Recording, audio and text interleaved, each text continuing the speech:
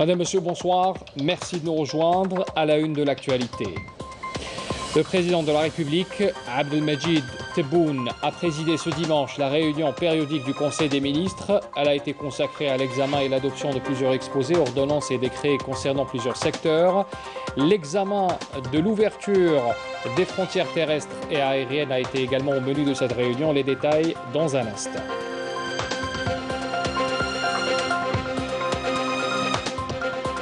Journée particulièrement sanglante ce dimanche à Gaza. Au moins 42 Palestiniens, dont 8 enfants, ont péri suite au bombardement de l'aviation sioniste. L'Algérie condamne et affiche sa pleine solidarité envers les Palestiniens lors de la réunion urgente tenue par l'OCI. Le président de l'autorité nationale indépendante des élections, Mohamed Sharfi, a rencontré aujourd'hui plusieurs représentants de listes d'indépendants, des listes de candidature aux prochaines législatives, à leur demande au niveau du Palais des Nations.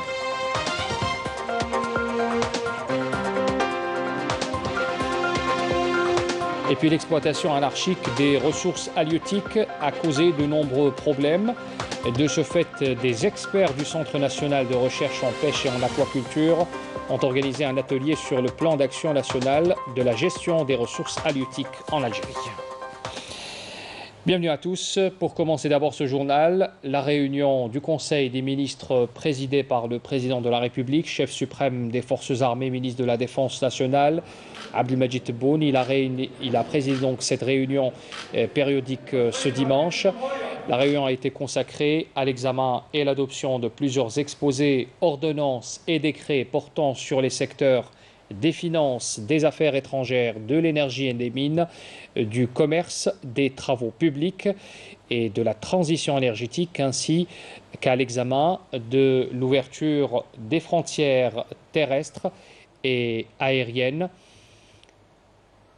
Après avoir écouté l'exposé du Premier ministre sur les activités du gouvernement de ces 2 dernières semaines, il a été décidé donc les recommandations de la réunion consacrée à l'étude des mécanismes adéquats pour l'organisation de l'opération d'ouverture des frontières aériennes et terrestres. Le Conseil des ministres a approuvé les recommandations de l'ouverture partielle de ces frontières à raison de 5 vols quotidiens à partir et vers les aéroports d'Alger, Constantine et Oran à partir du 1er juin prochain, et ce dans le strict respect des mesures préventives. Le texte réglementaire régissant cette mesure sera promulgué dans une semaine. Le Conseil a examiné également et adopté un projet d'ordonnance modifiant et complétant l'ordonnance numéro 0206 du 28 février 2006 portant le statut général des personnels militaires, qui vise à adopter le texte avec la Constitution de 2020.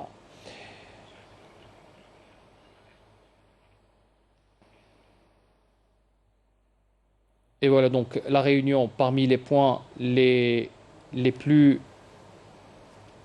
points abordés donc lors de cette réunion. Et ce sont donc les secteurs des travaux publics, de la transition énergétique, de la défense nationale, de l'énergie et des mines, du commerce, des finances et des affaires étrangères qui ont été abordés. On retiendra bien sûr l'information de cette réunion. L'information qui en ressort en premier, c'est cette décision de consacrer 5 vols à partir des aéroports d'Alger, d'Oran et de Constantine, une mesure qui entrera en vigueur à partir du 1er juin avec un texte qui sera promulgué dans une semaine. Nous aurons bien sûr l'occasion de revenir avec plus de détails sur cette décision qui a émané de cette réunion d'aujourd'hui, dont les prochaines éditions, notamment au journal principal en langue arabe tout à l'heure à 20h. Le président du Conseil de la Nation, Salah Goujil, a appelé ce dimanche, lors d'un entretien téléphonique avec le président du Parlement turc, Mustafa Entop, la communauté internationale à assumer pleinement ses responsabilités par rapport à la question palestinienne à travers des décisions permettant de mettre fin de manière définitive et urgente à cette tragédie que vivent les Palestiniens en ce moment. Les bombardements de la bande palestinienne de Gaza ont tué ce dimanche au moins 42 Palestiniens à Gaza, donc 8 enfants figurent parmi les victimes. Il s'agit aujourd'hui du bilan le plus lourd, le bilan quotidien depuis le début de ces agressions. Au total, il faut compter depuis le 10 mai 192 Palestiniens tués, 58 enfants et plus de 1200 blessés. On fait le point avec Mounana Walhamoudi.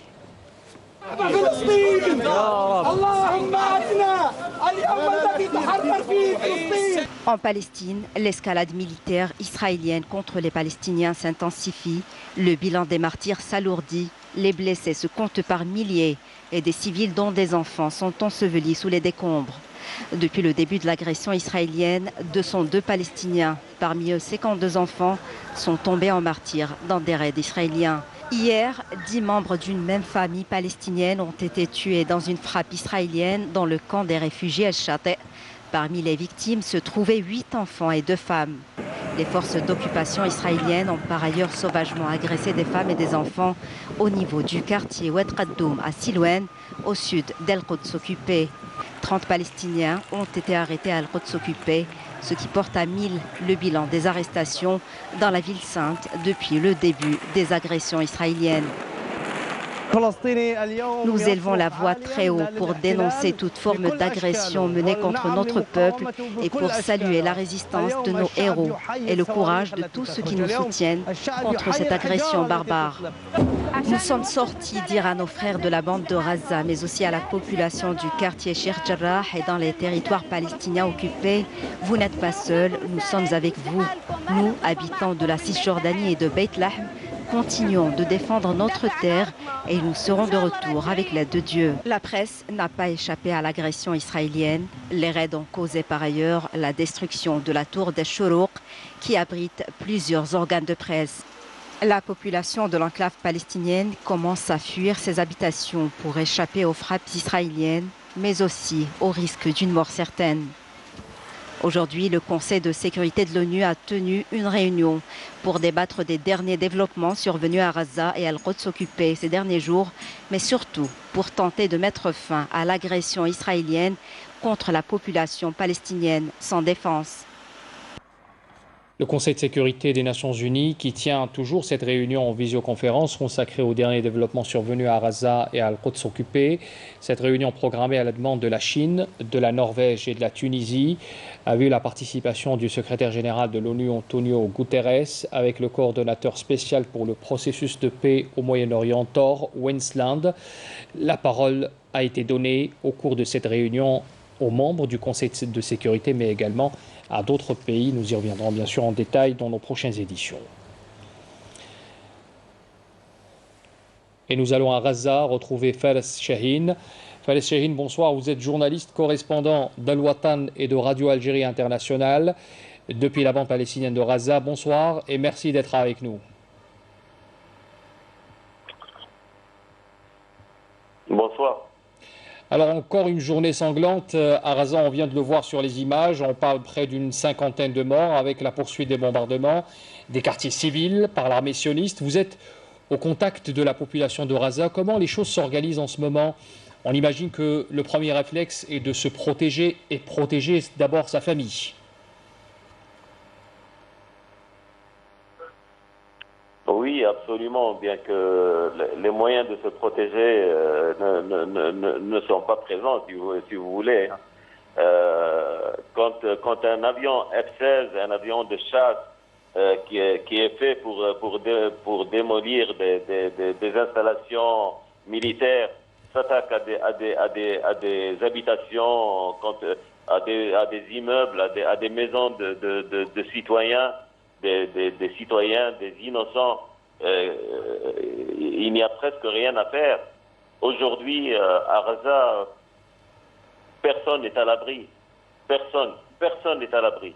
Et personne ne sait comment ou quand il va être ciblé, qu'il soit dans sa maison ou lors d'un trajet dans un véhicule, bien que les véhicules ne circulent pas beaucoup depuis le début de cette agression, ou bien s'il va, par exemple, acheter quelque chose pour ses enfants, de la nourriture ou quelque chose d'autre.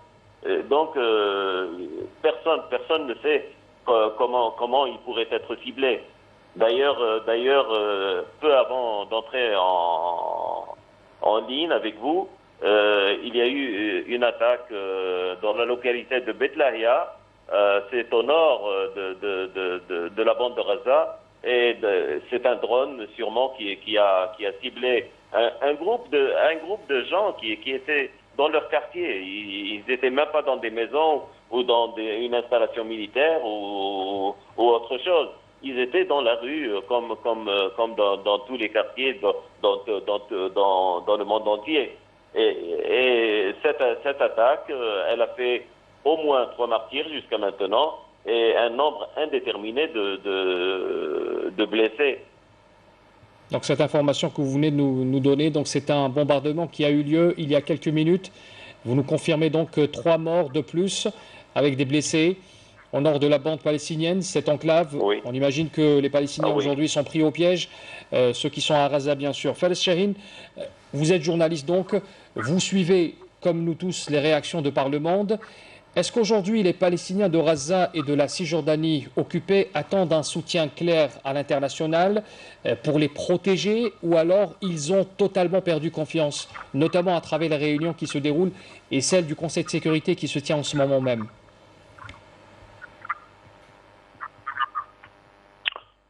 Franchement, nous les Palestiniens, que ce soit dans la bande de Gaza ou dans le reste de la Palestine occupée, ou même dans la Palestine historique qu'on appelle aujourd'hui Israël, je crois que personne n'attend quelque chose d'important de la communauté internationale. Ça fait 73 ans que nous sommes victimes de cette barbarie israélienne. Et personne ne nous vient en aide. Au contraire, on nous diabolise, on fait de nous des terroristes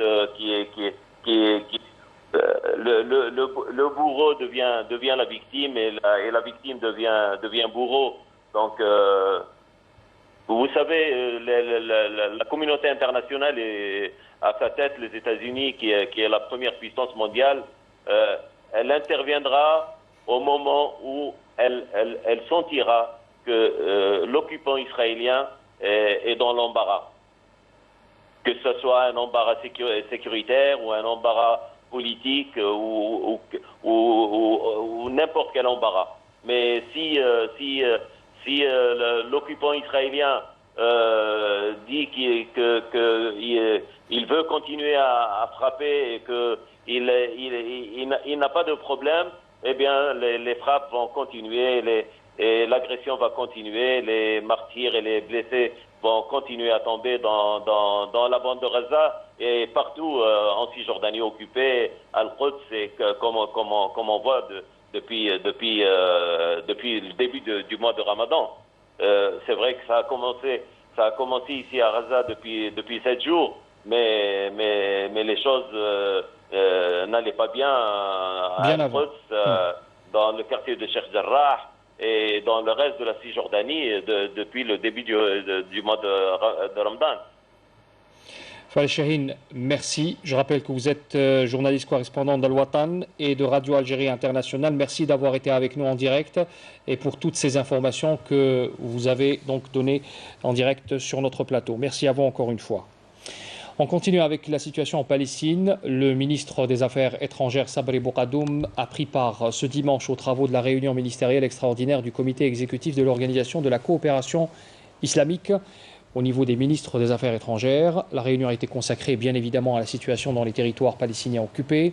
Cette réunion qui s'est tenue par visioconférence a été consacrée à l'examen de la situation sur le terrain et bien sûr ces attaques qui ciblent encore, on vient de l'écouter à l'instant, la bande palestinienne de Gaza, mais également Al-Quds et toute la Cisjordanie. Les travaux du comité exécutif ont été sanctionnés par l'adoption d'une déclaration au terme de laquelle l'OCI condamne les agressions abjectes commises par les forces d'occupation contre le peuple palestinien, et réitère par la même occasion son soutien aux droits légitimes du peuple palestinien, y compris l'établissement de son État avec Al-Quds al-Sharif comme capitale, je cite encore le communiqué de l'OCI. Et lors de son intervention, le ministre des Affaires étrangères, Saouli Boukadoum, avait souligné que l'Algérie renouvelle sa condamnation ferme et explicite des actes barbares commis par les forces d'occupation contre le peuple palestinien. Le ministre avait réaffirmé également la position de principe de l'Algérie de soutenir la cause juste de la Palestine et de nos frères palestiniens dans ces circonstances difficiles. Nous appelons, souligne encore le ministre des Affaires étrangères, nous appelons également la communauté internationale et en particulier le Conseil de sécurité à assumer pleinement ses responsabilités historiques, juridiques et morales dans la protection du peuple palestinien et à œuvrer immédiatement pour mettre fin à cette machine meurtrière et destructrice, faire face aux agressions brutales contre la vie et les biens de ce peuple frère et d'assurer le respect des règles inscrites dans le droit international. Le MAE algérien a affirmé dans son intervention que la question palestinienne était et restera notre question centrale, alors que nous concentrons notre attention sur les priorités de l'étape actuelle, sur la nécessité de mettre fin à cette agression brutale et de prendre en charge la conséquence de cette crise humanitaire qui en résulte. Il convient de ne pas oublier aussi les causes profondes de ce conflit, a souligné encore le ministre des Affaires étrangères lors de son intervention de cette réunion. L'Organisation de la coopération islamique, l'OCI, avait tenu donc cette réunion ce dimanche. C'est une réunion, il faut le rappeler, de caractère urgent sur les récents développements en Palestine. À l'ouverture de cette réunion initiée par l'Arabie Saoudite, qui préside le sommet islamique, le chef de la diplomatie palestinienne, Riyad Malki, a dénoncé les attaques lâches perpétrées par l'entité sioniste. Nous sommes confrontés à une occupation de longue durée. C'est la base du problème, dira-t-il encore. Des crimes sont commis contre les Palestiniens sans que les auteurs encourent les conséquences, a déploré encore le ministre des Affaires étrangères palestinien Riyad Malki. Dans l'actualité également, le président de l'autorité nationale indépendante des élections, Mohamed Sharfi, a rencontré aujourd'hui plusieurs représentants indépendants des listes de candidatures aux prochaines législatives à leur demande au Palais des Nations. Cette rencontre entre dans le cadre des consultations ouvertes par l'autorité avec la classe politique en prévision de la prochaine échéance électorale pour faire face aux éventuelles difficultés que pourraient rencontrer les candidats. Et puis on parle également de cet événement qui a été présidé par la ministre de la Culture et des Arts, Malika Bendouda. Elle a présidé l'entame des portes ouvertes sur la sécurité culturelle. C'est un enjeu pour le développement culturel durable. L'événement est organisé au Centre des Arts et de la Culture au Bastion 23. La ministre a salué les efforts déployés par les divers corps de sécurité en matière de protection du patrimoine culturel national, qualifiant ces institutions de principales partenaires du ministère de la Culture dans la protection du patrimoine culturel national. L'amendement de la loi numéro 98-04 relative à la protection du patrimoine culturel actuellement sur la table du gouvernement prendra en compte la valorisation de tout le patrimoine culturel subaquatique au niveau du littoral national. Elle a en outre affirmé qu'elle suit de près le dossier de découverte des canons historiques dans les eaux du port de Shelchel à Tipaza. On reste avec le monde subaquatique pour vous parler de l'exploitation anarchique des ressources halieutiques qui a causé de nombreux problèmes. Et c'est un constat qui a été fait par des experts du Centre national de recherche et de pêche en aquaculture. Ces derniers ont organisé un atelier sur le plan d'action national de la gestion des ressources halieutiques. Mariam Damis. Pour une pêche respectueuse des ressources halieutiques, les experts du Centre national de recherche en pêche et aquaculture se sont réunis pour étudier et examiner le plan d'action national de la gestion des ressources halieutiques. Les produits halieutiques sont surexploités, ce qui a causé la rareté du poisson. Et les poissons qui sont stockés ne peuvent se reproduire. Ce plan national a pour objectif de rationaliser les quotas de pêche.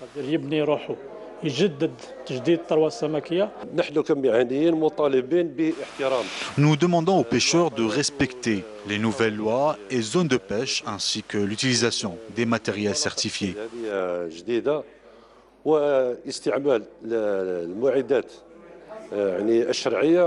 Selon les experts, l'application rigoureuse de ce plan national permettra de préserver la richesse halieutique du pays. Grâce à ce plan national, nous pouvons planifier et évaluer les ressources halieutiques puisqu'elles sont différentes d'une zone à une autre. Un plan qui a pour objectif d'augmenter et d'améliorer la capacité de production des ressources marines. Aujourd'hui, beaucoup de métiers tendent à disparaître du fait de la modernisation de la vie quotidienne ou tout simplement parce que les machines ont remplacé les hommes. Parmi ces métiers, celui de ramandeur, direction le port de Jijel pour découvrir ce métier en voie de disparition. On voit cela avec Yamina Saïdji. C'est sous un soleil de plomb que Si Abdelwahab et ses amis artisans se sont donné rendez-vous sur le quai du port de Boudis pour raccommoder les filets de pêche. Un travail minutieux qui demande beaucoup de temps, de la patience et la passion comme fil conducteur. Nous raccommodons toutes sortes de filets de pêche, les filets pour chalutiers, sardiniers, la palangre aussi qui est un filet de pêche dormant. Ce n'est pas un métier facile. De son côté, Lies n'a pas levé la tête de la matinée. Pour lui, l'art de raccommoder les filets de pêche n'est pas un travail, mais une vocation. Nous avons grandi au bord de la mer. Nous ne travaillons pas pour de l'argent, mais par amour.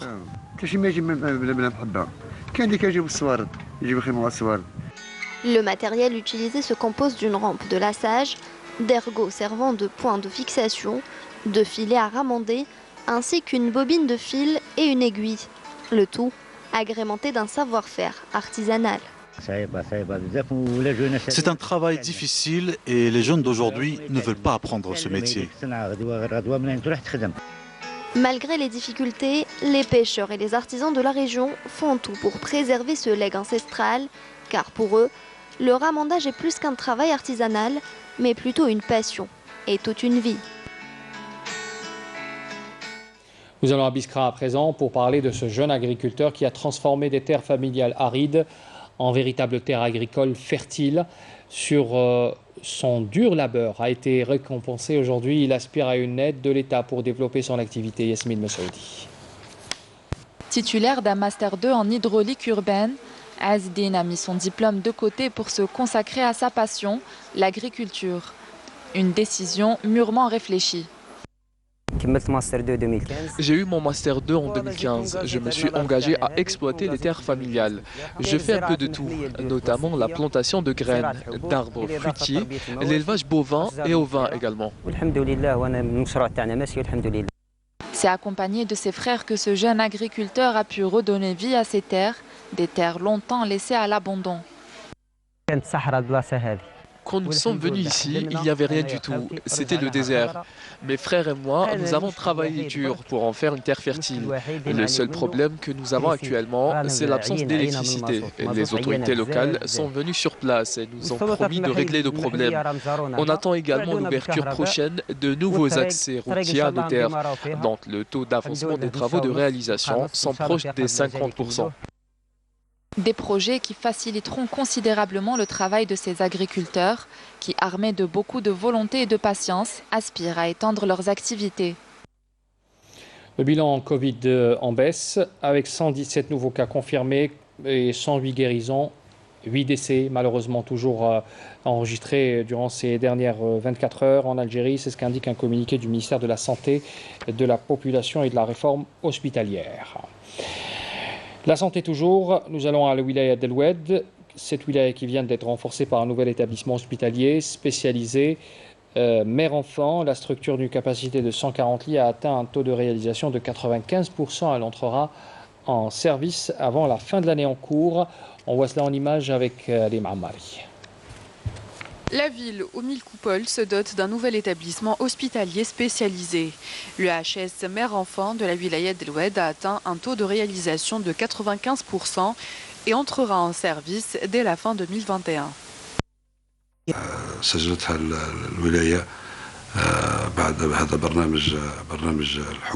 Le projet lancé en 2018 après son dégel s'inscrit au titre de la stratégie de promotion des prestations de santé. Son entrée en service se fera vers la fin de l'année en cours, ce qui permettra une meilleure prise en charge médicale des citoyens d'El Oued.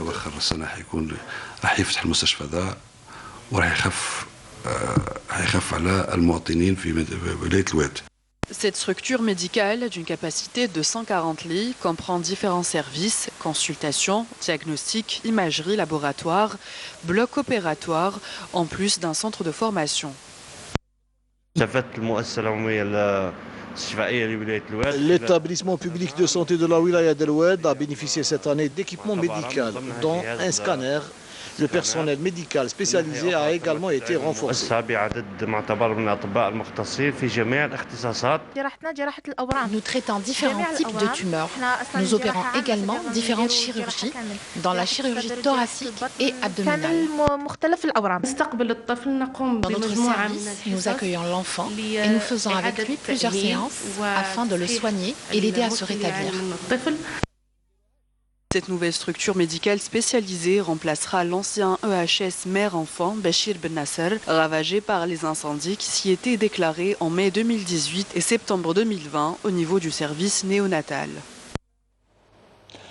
Nous allons à présent sur les traces de l'artiste peintre Chokri Mesli. C'est l'un des pionniers de la peinture contemporaine en Algérie. De Tlemcen à Paris, en passant par Alger, il est l'un des fondateurs de l'Union nationale des arts plastiques, a marqué l'histoire de l'art grâce à son talent et son engagement intellectuel. Reportage Samira Hadjamar.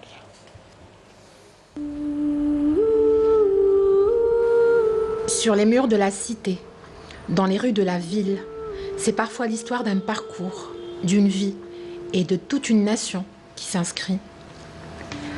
Face à cette fresque, celle du square Sophia, c'est une explosion d'émotions, des milliers de vibrations qui saisissent l'âme et l'esprit. L'artiste Chokri Mesli, l'un des pères fondateurs de la peinture contemporaine algérienne.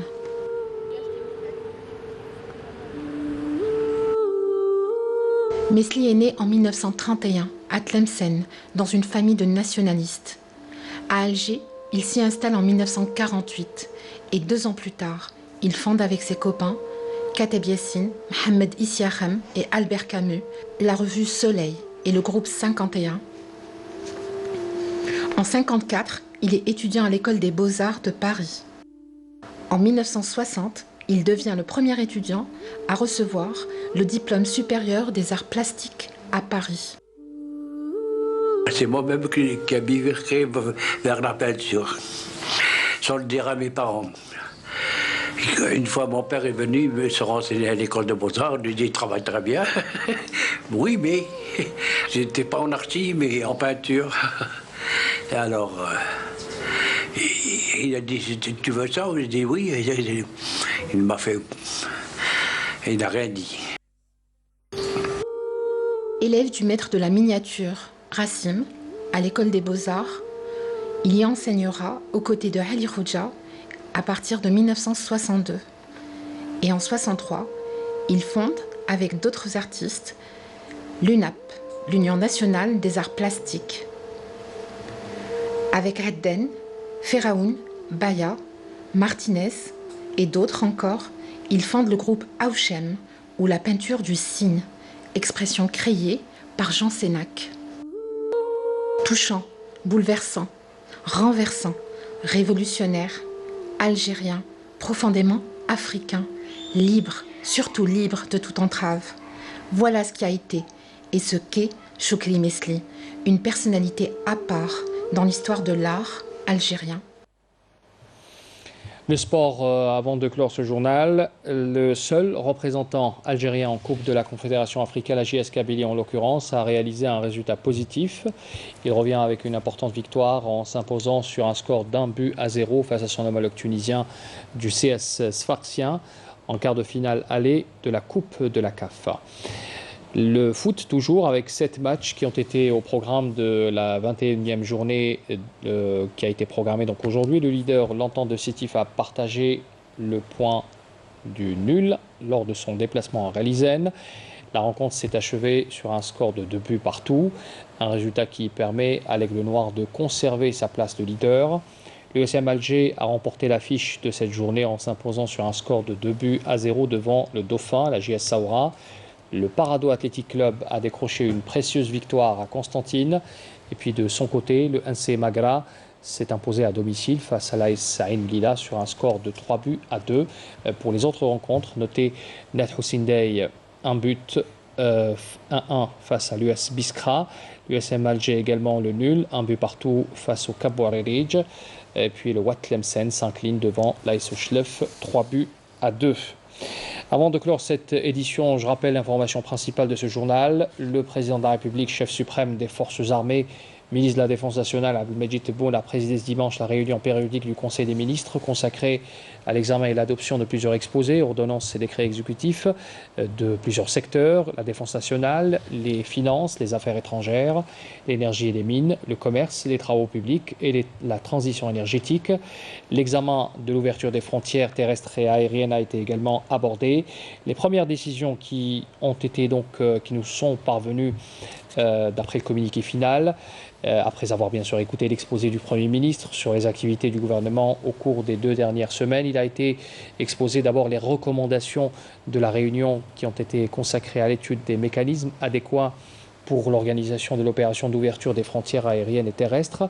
Le Conseil des ministres a approuvé les recommandations de l'ouverture partielle des frontières, et ce à raison de 5 vols quotidiens à partir et vers les aéroports d'Alger, de Constantine et d'Oran à partir du 1er juin prochain, et ce dans le strict respect des mesures préventives. Le texte réglementaire régissant cette mesure sera promulgué dans une semaine. Et puis une autre décision qui a été prise lors de cette même réunion, le Conseil gouvernement avait adopté, après avoir examiné le projet d'ordonnance modifiant et complétant l'ordonnance numéro 0206 du 28 février 2006. Celle-ci porte sur le statut général du personnel militaire qui vise à adopter le texte avec la Constitution de 2020. C'était la dernière information de ce journal. Merci de l'avoir suivi. Je vous souhaite une excellente soirée. À demain.